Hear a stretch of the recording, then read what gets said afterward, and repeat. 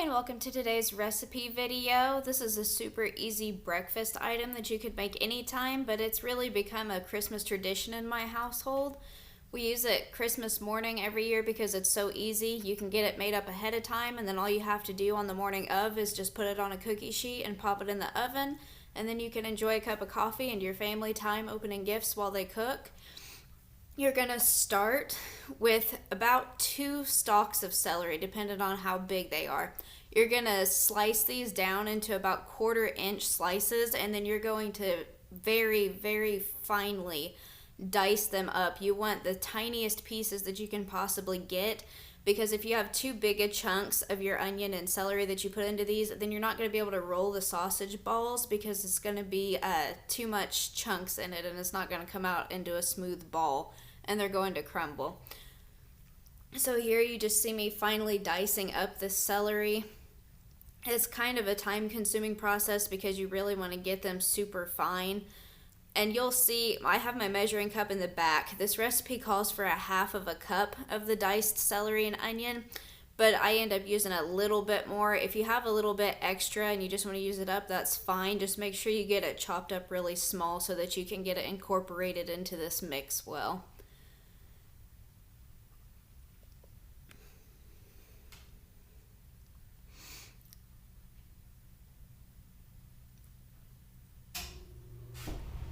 Another thing that's really good to do whenever you're making these is to have all of your stuff set up in front of you. That way you can just kind of fly through it, because you really can mix these up quick. It's the chopping up of everything that really takes the longest amount of time whenever you're going through all of this. And then the mixing part and the rolling out really isn't that bad either.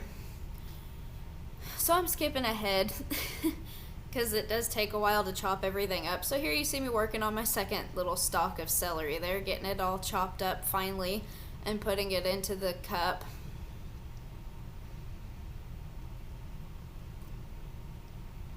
And of course I'm not moving this fast. Even if I had an extra cup of coffee, I'd probably chop my finger off if I tried to move like that in the kitchen, especially with a large knife.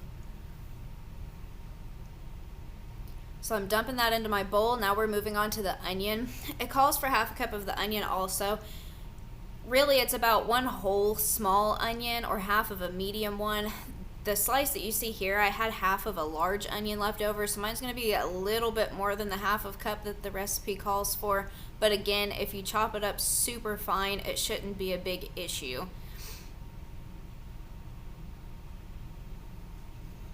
So I'm flying through this onion here, getting it put into the measuring cup, and then it's going to go into the same bowl with the celery.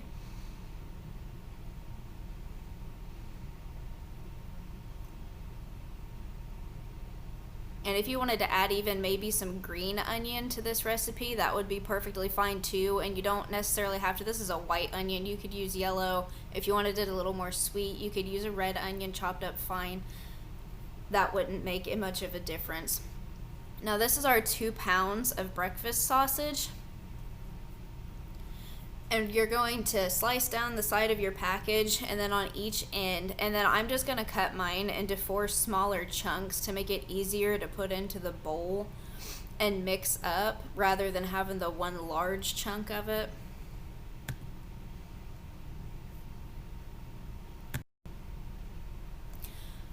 And so here's me cutting those chunks.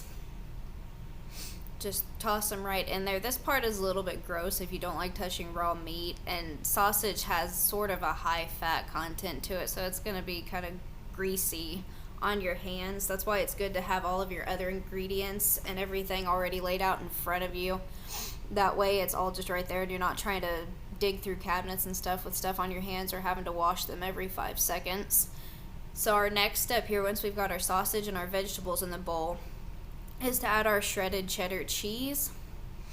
And you could use any kind of cheddar. It could be sharp or mild. That's just your personal preference. I'm using the mild shredded cheddar. And then here in the back you see me grabbing a chunk of cheddar that I had sitting there, and I shredded it up and added it in there.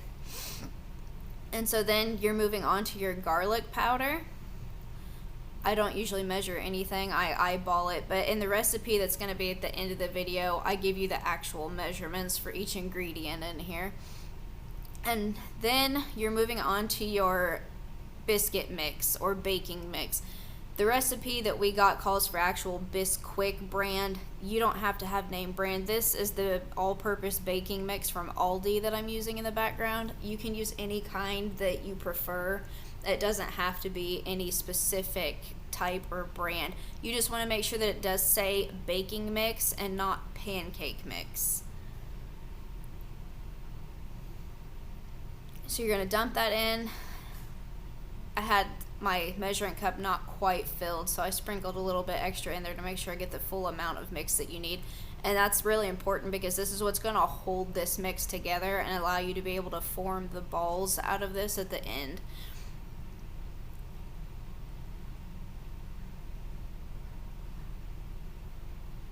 And now comes the fun part. We get to mix this barbarian style with our bare hands. We're just going to go in both hands in it. This part here can be a little bit time consuming also. You want to make sure that you get everything really incorporated and well mixed. You don't want any of that baking mix powder to be showing at the end of this, and you don't want some sausage balls that you'll roll to have a whole lot of the onion and celery in it, and then some with none in it. So you really want to make sure that everything gets good and mixed together.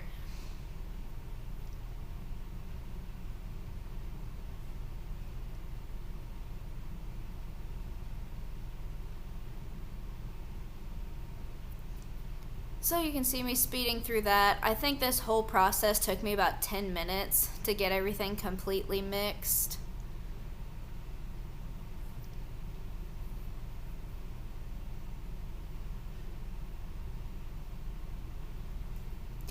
So now that's all well incorporated. It's time to start rolling the balls with it. You can see I have my cookie sheet set out in front of me. There's my daughter's hand. She's getting me some water. And that's another thing that will make rolling these out easier. If you get the tips of your fingers a little bit wet, it'll help keep that sausage mixture from sticking to your hands, and it'll help you to be able to form the balls and roll them easier. So here you can see me getting my hands a little bit wet.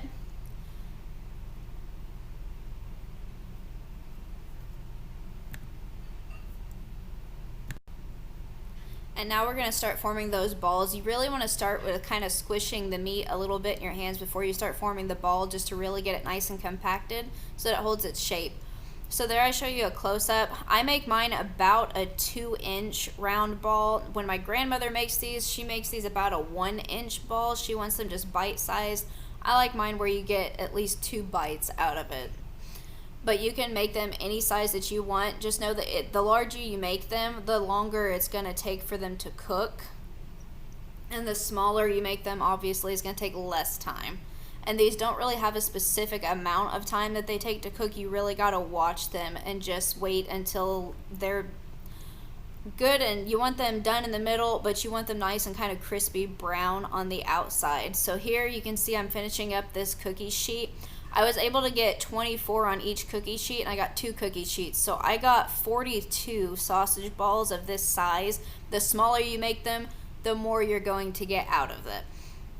And then I put mine in the freezer. If you're making these the night ahead, you'll just put them in the refrigerator, and then the next morning, before you put them on the cookie sheet, grease it with some Crisco or something to keep that cheese from sticking, because it will burn onto your pan if you don't have something down.